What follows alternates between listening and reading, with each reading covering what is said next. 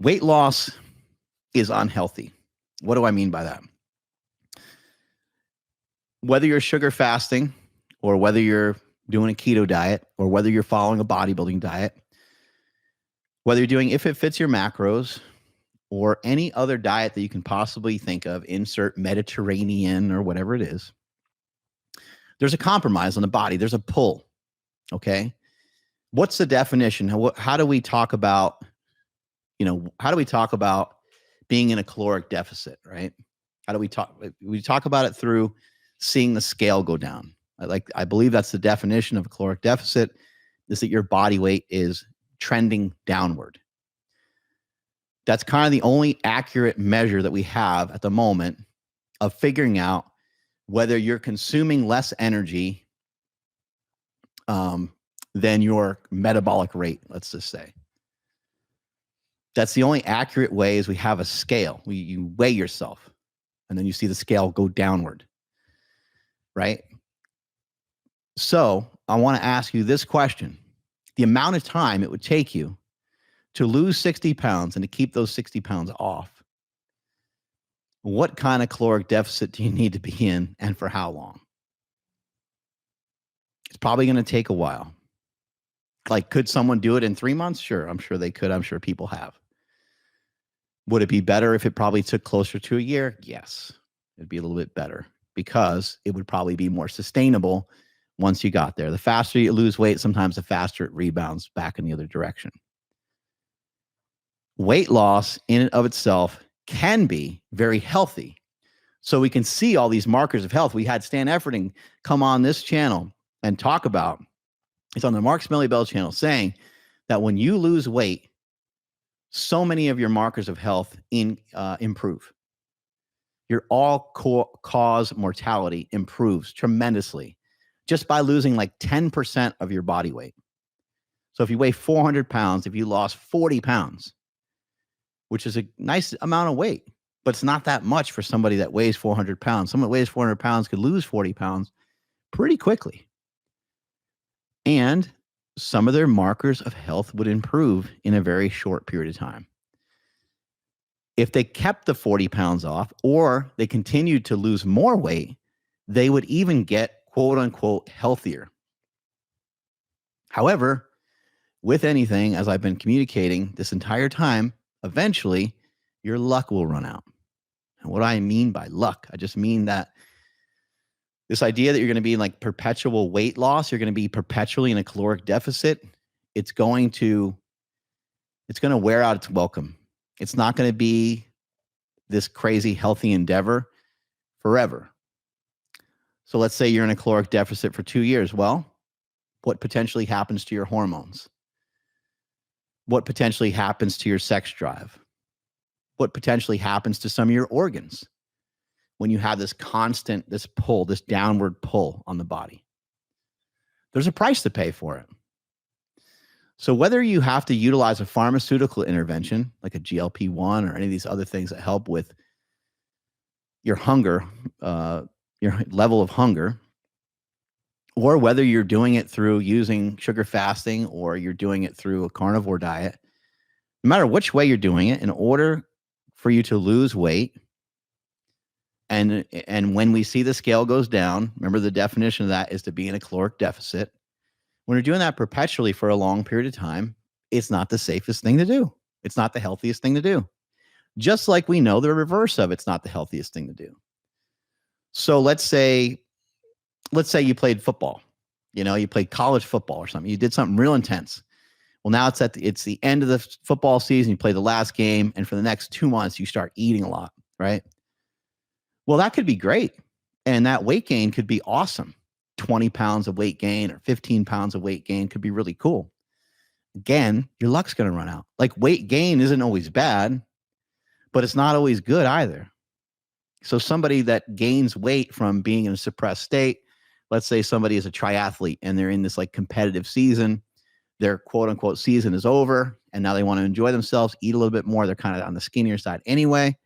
They do all this stuff. They have all these extra nutrients. And yes, a lot of things are, maybe they're not losing their hair anymore. Maybe their T3 and T4 start to improve. Maybe their growth hormone improves. Maybe their testosterone improves. all these things, improve. And then what happens? And then you're fucking fat. And then you're insulin resistant. Like, these are all the things that can happen when you're in a caloric surplus. You can also run into these things by over dieting. You can run into a lot of negative consequences. And I think that whenever we just think about weight loss, we're just thinking of all the positive things that come along with it. And there's a slew of positive things, and there's a reason why we want to aim for it. But what I'm here to talk about, and what I've been talking about from the beginning, is being jacked and tan. I'm talking about being shredded. I'm talking about being in shape. I'm talking about being lean as fuck. That's the kind of shit that I'm talking about. That's the kind of stuff that I'm mesmerized by. I realize that that's not the most important thing for our health.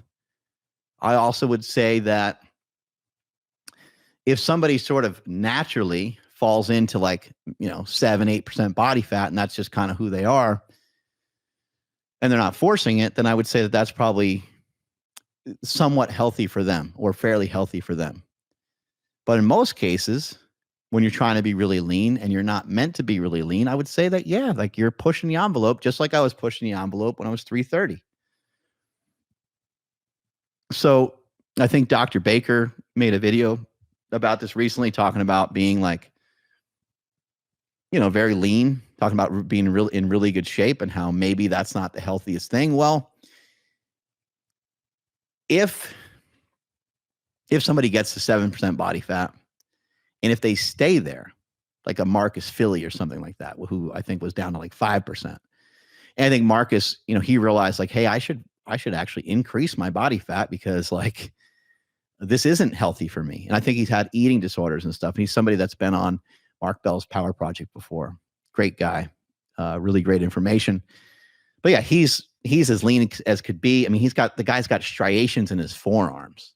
You're like, what the fuck, dude? Like, they're just there. So a guy like that, brings his calories back up, or maintains a body weight and a leanness for a long time. And then you're probably on your way to being a little bit healthier. But it's important for people to know, with testosterone or without TRT,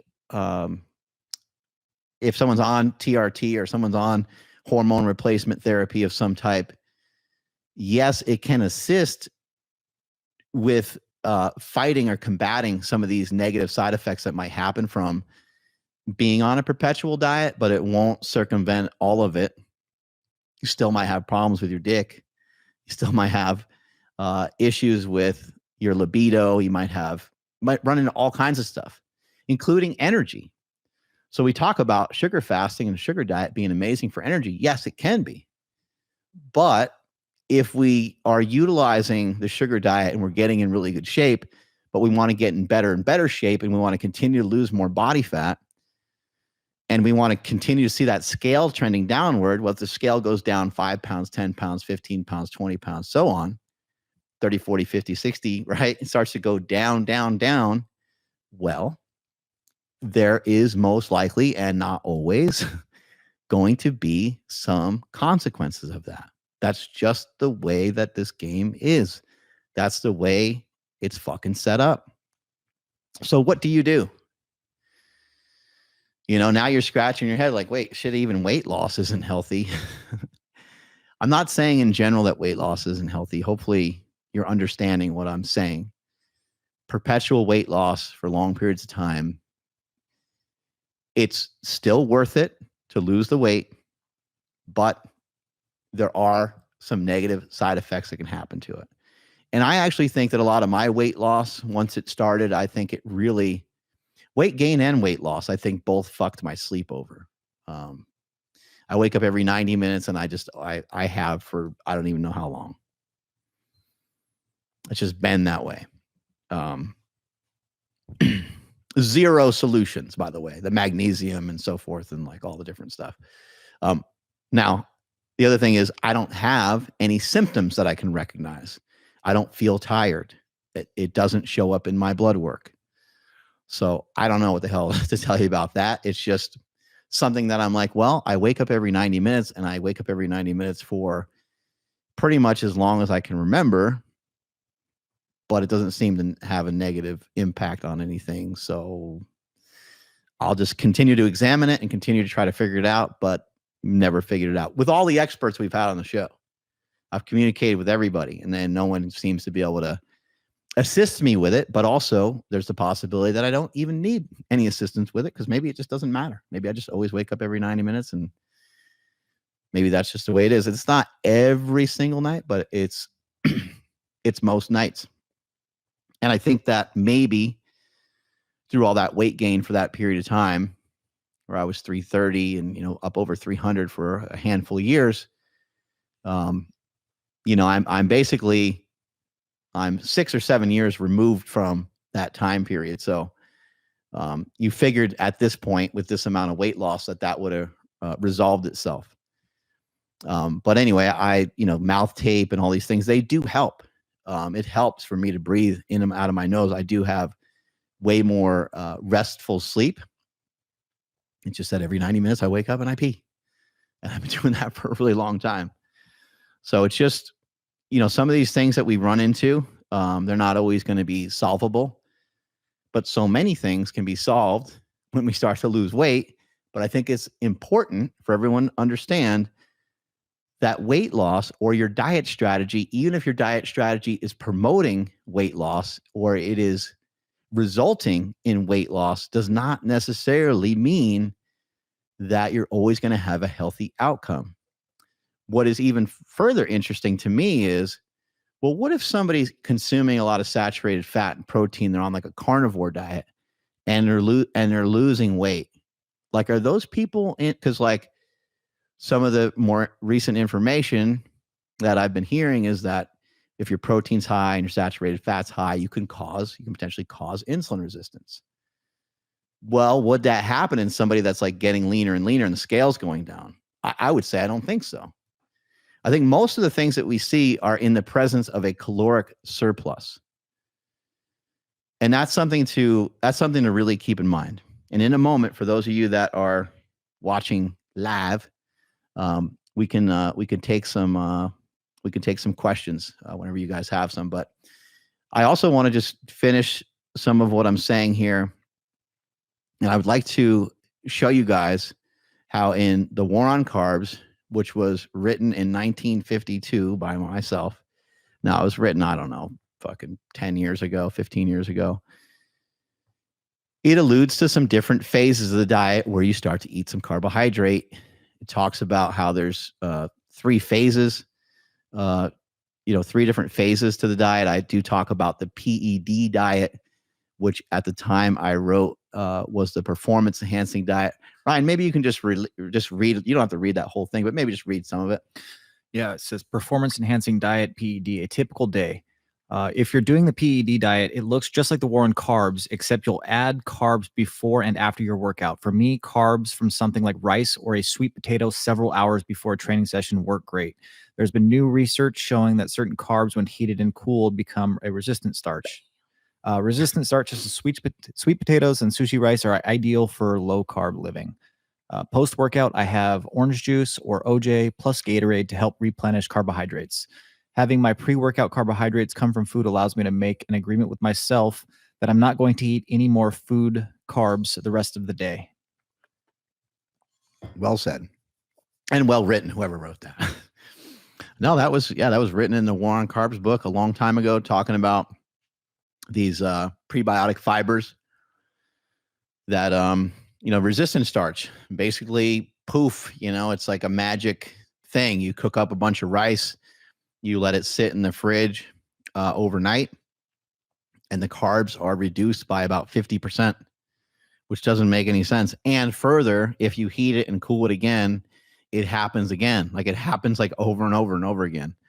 I don't know a ton about if it happens like from the microwave versus like the stove. I don't know some of those things, but just it's a pretty interesting thing. But back to what was written there, like that exact protocol that's in there is exactly what I'm going to start to do with some of the sugar fasting.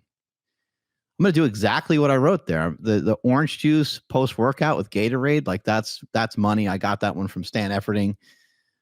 mixing fructose and whatever the hell's in Gatorade. I forget what the different things in Gatorade. But that's going to be something that my body's going to be able to just suck up after a workout perfectly. And pre-workout, actually the only difference in my pre-workout might be like, I might have like rice with some sugar on it or rice with some honey on it or something like that, because I think mixing the glucose, the starch, the rice, with some fructose might even have even better benefits. By the way, for some people that may be suffering from like hypo or hyperglycemia here and there, you may want to have a starch to kind of slow things down a little bit. And I'm not saying like, just go stuff yourself with a big old potato or a big old thing of rice, but you might find that to be effective and a really great snack or something like that, where it's not going to jack up your, blood glucose too much, would be something like a rice cake, which I know rice cakes have crazy high glycemic index, but I think glycemic index is bullshit. I always thought it was stupid. But anyway, a rice cake with like some honey on it or something like that could be a really awesome pre-workout to try to gravitate towards. What else are you seeing? Some of the stuff I sent you, Ryan? Yeah, you have a typical day right here. So if your training session is at 11 a.m., this is what your typical day of eating would be like. It would be 9 a.m. gluten-free oatmeal or cream of rice plus peanut butter and Walden Farms pancake syrup. 11 a.m. would be your workout. 1 p.m. would be post-workout George Lockhart cocktail. That's 8 ounces of OJ with 8 ounces of Gatorade and 40 to 80 milligrams of caffeine. 3 p.m. would be a steak, and 7 p.m. would be an omelet with 3 eggs plus cheddar cheese and bacon. Boom. That that cocktail and the caffeine is kind of an interesting thing. The caffeine trick was based off of a which I wouldn't do now, because like I wouldn't want to have caffeine at really any time of the day. I don't really consume it much anymore. Sometimes in smaller amounts, but yeah, there was a study that was done years ago that showed caffeine can kind of help with the uptake of glucose. So that's kind of why that was in there post-workout. But yeah, mixing, Gatorade and juice and stuff like that together is going to assist the body to be able to upregulate some of those sugars, some of those carbohydrates, the glucose post-workout. I believe that's where a lot of that stuff came from. It's just, my understanding is it's going to help you to clear your glucose faster. At least from some of the stuff I remember. I could be off on some of that, but I gotta kind of dig up that research again. I know Stan Efferding was touting that some years ago. And then we have another thing here that popped up. This is in Jacked and Tan. If you guys haven't checked these books out, go and check it out at markbellslingshot.com. Jacked and Tan is probably the most comprehensive strength training book on powerlifting that you'll ever see. And I do talk a little bit about bodybuilding in there, but keep in mind, I only did one bodybuilding show. So I stayed in my lane. I didn't talk a ton about bodybuilding, but I did mention the impact of a bodybuilding style diet and the impact that it had on me over the years. And I talk a little bit about carb cycling. Ryan, if you wouldn't mind reading a little bit of that. Yeah, so you have a low carb day, and that's on your non-training days, and then high carb days, which are on your training day. So low carb day looks like, it says carbs. This will vary. For one person, this could mean 50 or fewer grams of carbs. For another person, a low carb day might be 1 gram per pound body weight. In general, for this day, the more carbs you have, the less fat you should have. You'll have to play around to find what works best for you. Whatever amount of carbs you decide upon, you'll want to spread them relatively evenly throughout the day. Protein is 1 gram per pound body weight. Fat is a general range of 0.5 to 0.8 grams per pound of body weight. Again, the more fat you have, the less carbs you'll have. And then cardio, common strategy for burning more fat is to do some cardio on your low carb days, but this isn't a true requirement. You could do your cardio on low carb days, high carb days, or both kind of days. Or you can be lazy and fat and skip it altogether. There you go. Yeah, so just some insight. Like I'm not trying to sit here and say, look, man, I've always been right about all these things. I've been 100% right about everything all the time. I just want to make you guys aware that I've known a lot of these things, because some people, they'll comment and they'll be like, oh, carbs are good for performance. That's new. And I'm like, look, I've known that for a long time. Again, why did I choose keto? Why did I choose carnivore? I said this many times before. at those times in my life, it was very hard for me to have what I consider to be carbohydrates in my diet because I would always end up in a situation where I'd overeat. And I maybe just didn't understand I needed more rules if I was going to eat carbohydrates. Now I have a better understanding because if you're going to eat carbohydrates, I mean, I did write about it in this book, but I still had a hard time with control and I had a hard time with my cravings and I didn't understand the things that I understand now. If your potassium is on lockdown, your sodium's on lockdown, potassium you're going to get from your fruit and fruit juice and so on. Sodium, throw in some salt here and there. When your potassium, sodium, water intake are taken care of, your cravings and stuff like that, they'll still be there, but they'll be less. Now, if you can add a fourth thing in there to keep a lot of cravings away, it would be to add in a starch.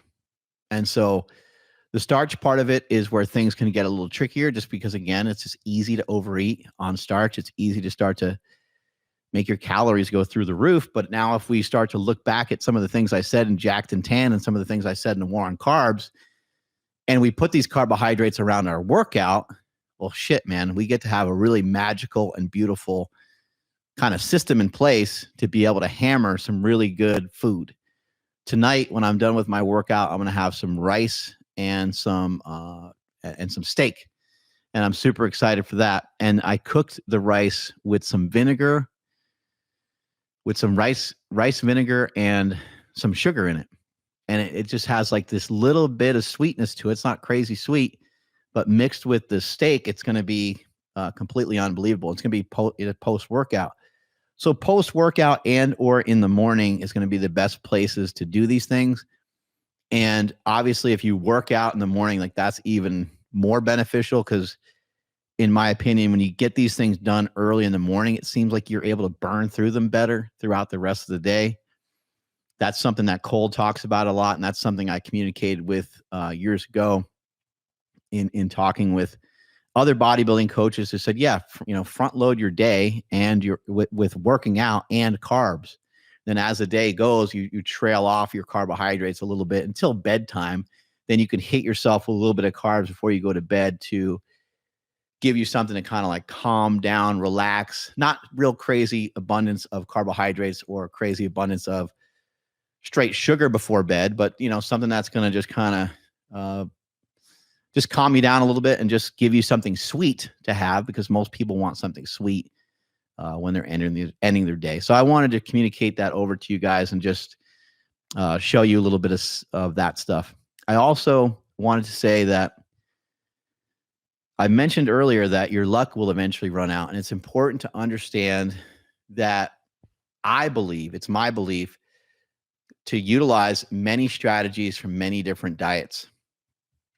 Now, you're not going to use many different strategies of many different diets like all at the same time, because then you're going to start to you're going to start to eat like high fat and high carb, and like that's not going to work.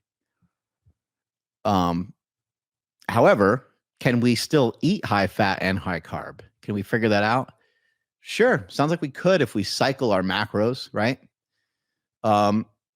Could we just not eat fat for a portion of the day and then have fat, with 2 meals and have a nice amount of fat for the day to where we're not suppressing hormones and stuff? So that's where the creativity comes in. And so many people are hitting me up and they're asking me all these questions about the sugar diet, how to do it. And they'll say, hey, I was thinking about this. And I say, yes, you should do that because I want you guys, this is a sugar diet experiment.